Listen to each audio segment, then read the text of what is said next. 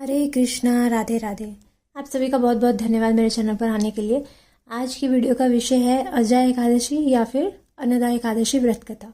अगर आप मेरे चैनल पर नए हैं तो मेरे चैनल को सब्सक्राइब कर लीजिए और साथ ही बेल आइकन को प्रेस कर दीजिए ताकि हर वीडियो की नोटिफिकेशन आपको मिलती रहे। और अगर वीडियो अच्छी लगे तो कृपया वीडियो को लाइक कीजिएगा, शेयर कीजिएगा और कमेंट में हरे कृष्णा ज़रूर लिखिएगा। शुरू करते हैं कथा को। बोलिए भगवान विष्णु की जय, एकादशी मैया की जय। समस्त पापों और कष्टों को नष्ट करके हर प्रकार के सुख समृद्धि प्रदान करता है भाद्रपद मास के कृष्ण पक्ष की इस अजय एकादशी का व्रत। इस एकादशी को अन्नदा एकादशी भी कहा जाता है।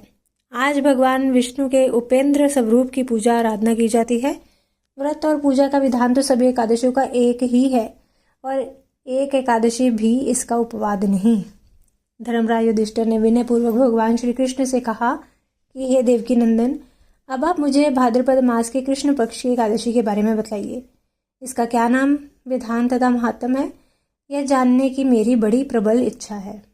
भगवान श्री कृष्ण ने कहा कि हे कुंती पुत्र, जन्म जन्मांतर के सभी प्रकार के समस्त पापों को नाश करने वाली इस एकादशी का नाम अजय एकादशी है।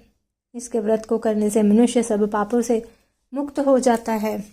जो मनुष्य इस दिन भगवान ऋषिकेश का पूजन करता है उसको अवश्य वैकुंठ की प्राप्ति होती है। अब मैं इसकी कथा कहता हूँ, आप ध्यानपूर्वक सुनिए। सतयुग में सूर्य वंश में सत्यवादी हरिश्चंद्र नामक एक महान प्रतापी चक्रवर्ती सम्राट थे। एक बार उन्होंने अपना संपूर्ण राज्य राजऋषि विश्वामित्र को दान कर दिया और दक्षिणा चुकाने के लिए अपनी पत्नी, पुत्र तथा स्वयं को दास के रूप में बेच दिया। राजा शमशान में चंडाल का दास बनकर सत्य को धारण करता हुआ मृतकों का वस्त्र ग्रहण करता रहा, मगर किसी प्रकार भी सत्य से विचलित नहीं हुआ। कई बार राजा चिंता में के समुद्र में डूबकर अपने मन में विचारने लगा कि मैं कहाँ जाऊं, क्या करूं जिससे मेरा उद्धार हो। इस प्रकार राजा को कई वर्ष बीत गए। एक दिन राजा इसी चिंता में बैठा हुआ था कि गौतम ऋषि आ गए। राजा ने उनको प्रणाम किया और अपनी दुख भरी गाथा सुनाई। राजा की बातें सुनकर गौतम ऋषि ने कहा कि हे राजन, आज से 7 रोज बाद भाद्रपद मास के कृष्ण पक्ष की अजा नाम की एकादशी आएगी। तुम विधि पूर्वक उसका व्रत करो। इस व्रत के पुण्य के प्रभाव से तुम्हारे समस्त पाप नष्ट हो जाएंगे।